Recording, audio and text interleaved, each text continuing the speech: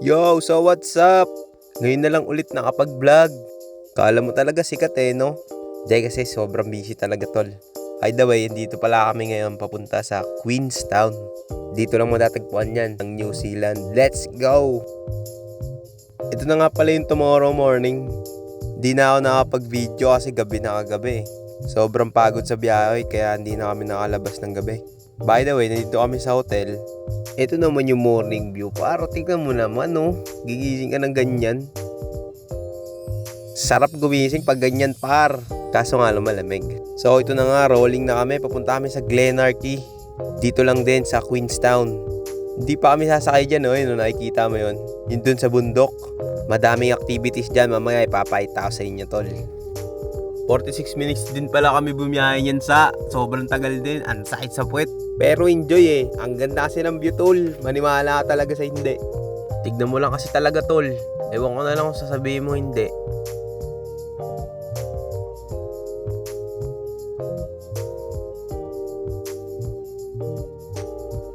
Ewan ko ba? Para akong naluluha niyan. Sobrang ganda. Wala naman dahilan. Napapasabi pa ako sa isip ko yan. Ang galing ng Panginoon, no? Nagawa niya yung mga ganyang lupa bago tayo mabuhay, di ba? Alam mo yun, untouchable, tol.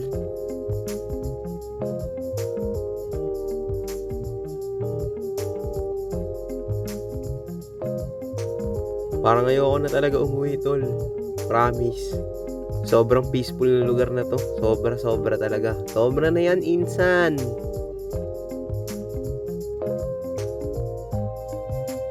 So yun na nga, nandito na nga kami sa Glenarchy. Ayun na yung mga bata na una na bumaba Habang kami ni Kuya nagpaplano kami dito, maligo kaming dalawa. Syempre pasikat ka boy malamig talaga. Di ko nga alam kung anong temperature niyan Sabi ko bahala na to kahit malamig. Minsan lang naman to Wala kami mga short niyan kasi mga nakapantalon talaga kami pumunta syempre. Nagbabalak-balak pa siya niyan Umatras, sobrang lamig, ganda. Tignan mo naman, wala pa ako simbahan pero parang ako nagpipray. Ayan na. Namanhid na yung katawan. Puta kaya, nagubad na si Kadita.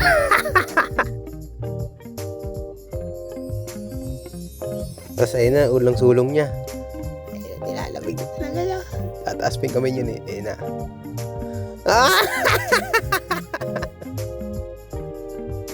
Dito tamang pasikat ka talaga. Tignan mo kakakawayan ka pa ng mga yan Ay, tawag na may dalawang tokmal naliligo, lamig-lamig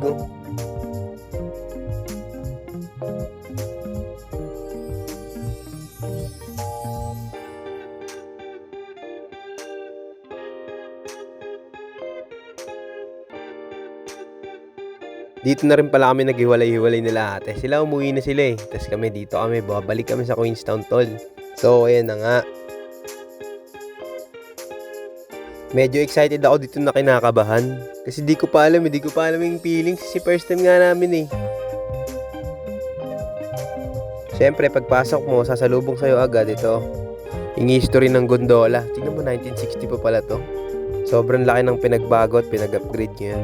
Alam mo talaga, nakapunta na no? Tapos ito pala, yung price list nila kung magbabalak kayong pumunta dito. Ayan na yun. Tapos yan na, okay na, may ticket na kami lahat. I-scan niya ng guard dyan, bago ka makapasok sa entrance. Grabe, kinakabahan talaga ako yun. Excited, legit talaga. Kasi takot niya ako sa mataas Wala, kailangan mo talaga harapin yung takot mo Kasi pag nagpadala ka sa takot mo, hindi mo talaga may enjoy, tol. Once in a lifetime yan, Tapos ito na, papasok na kami ngayon. Ang dami kong iniisip na negative talaga niyan, tol. Tsaka kasi na yan. Nasa isip ko, baka ma-final destination puta. Maputol yung mga kable, yung mga wire. O kaya mag-landslide. Puta. Basta panoorin mo na lang.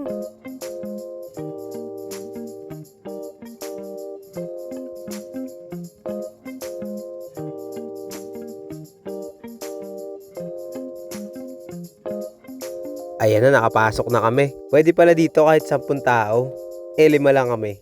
Kaya parang mas nakakabuong talaga. Ayan, simula sa paakit na yan, pabilis yan talaga, men.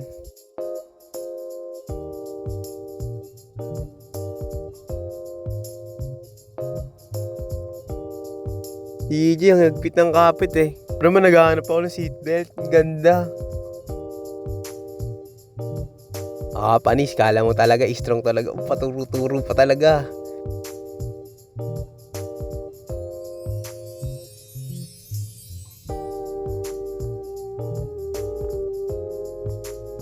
Sobrang ganda talaga dito, tol. Maniwala ka talaga. Alam mo yung mga bata pa tayo, yung nakikita natin sa magazine, di ba? Tapos ngayon, nasasakyan mo na. Mga patalastas, di ba? Ilan yan?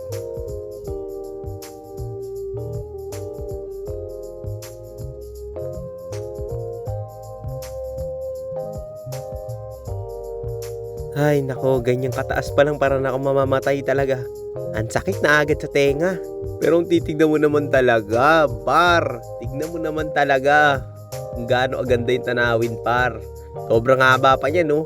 Pangat pa ng pangat talaga. Oh, nandito na ako, bye! Ang nipis na talaga ng hangin yan, tapos di ako makahinga. Puta, namumutla talaga ako, sobrang taas. Ay, no, tignan mo, basa yung kilikili ko dyan, tapos pasmado yung kamay ko.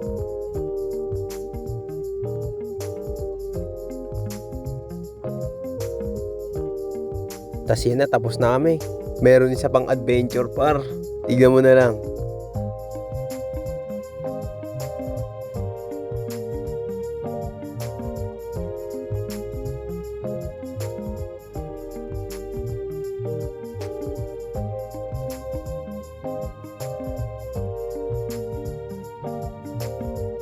Papunta nga pala kami nito sa lodge. Yung lodge yung sinasabi, para siyang go-kart tol, tas downhill. Basta, napakaangas talaga. Panoorin nyo na lang.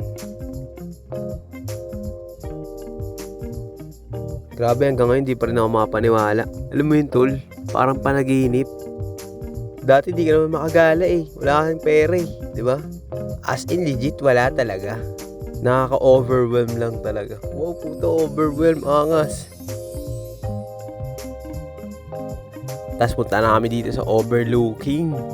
Wow naman talaga. Sa sobrang wow talaga. Nasa gilid na talaga ako niya, no? Sobrang lula eh. Tapos yung mga tiles pa. Parang di nakakabit na maayos. Pag tumatapak ako, isip-isip ko, pag nag-collapse talaga to, pak. History talaga. Pinoy na naman namatay sa NC. Sa sobrang kabado. Pero di mo naman talaga makakaila. Tignan mo naman talaga, tol. Oo nga pala. Alam mo yung sa lata ng Alpine, dito nga pala yun, yung mga bundok. Ewan ko saan dito eh, basta dyan yan.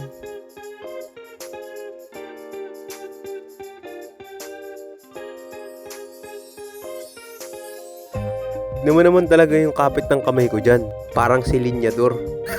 Sa sobrang kapit. Pero appreciate mo talaga yung nature talaga. Tignan mo naman kasi talaga, tol.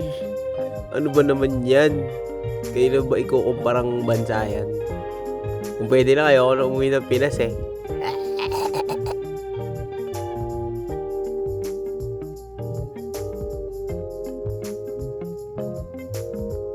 So, moving forward, dito naman kami papunta sa Skyline Lodge. Ayun ang sinasabi ko kanina, tol. Kala ko makapag-video ako dun, full ride, kaso hindi pala. Ang hirap. Pero gagawa natin paraan niya, papahawak na mamaya kay EJ.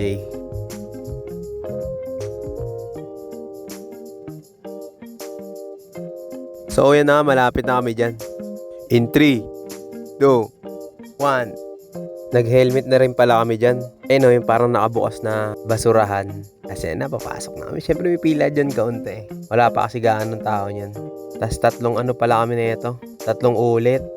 Ayun, nakikita ko na naman yung chairlift. Akit ka na naman dun sa pinakataas na naman. Kasi yan, may height limit sila. Hindi mo pwede iiwan yung bata mag-isa. Siyempre, lakas ng tama mo yan. Iwan mo yan, ganyan, no. Tapos nire-renovate din pala yun, ayun, yung gilid.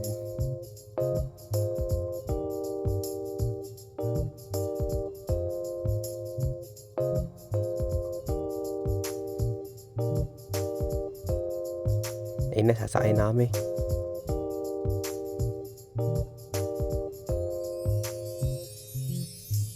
Nakita mo ba yun, yung kulay itim na yun na sumasabit sa likod?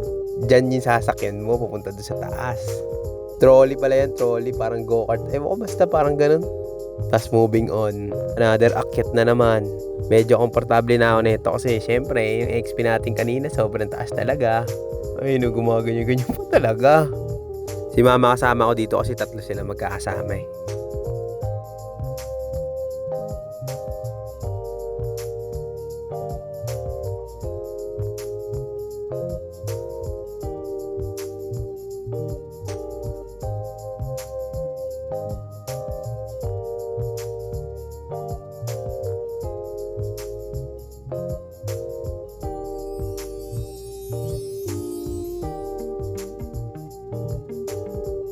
Tas yan sa gilid, yung downhill track na dadaanan ng trolley. Sobrang saya talaga yan, tol. Ang lakas ka ng tama nga namin yan. Pag first time mo, di ba, doon ka dapat sa gilid. Parang bibigyan ka muna ng instruction kung paano gamitin, kung paano mag-brake, ganun-ganun. Diretso kami dyan, no, sa bandang kanan.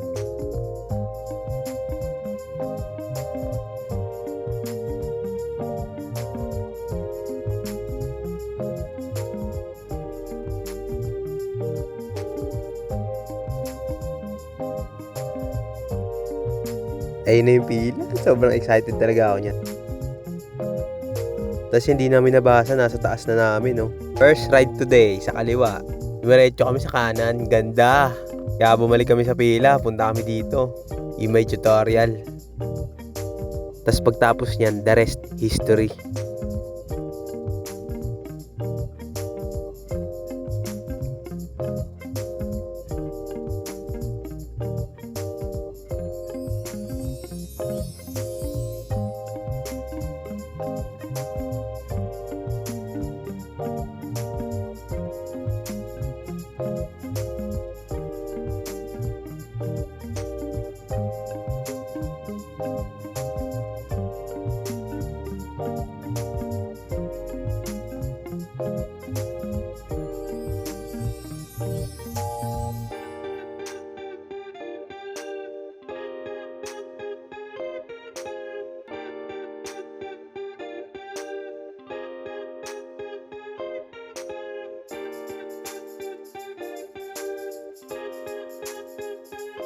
So, fast forward. Ito na yung kinakatakutan ko. Pababa naman ngayon, tol. Tangina. Tahimik lang talaga ako for the whole time yan. Basta panoorin nyo na lang, tol.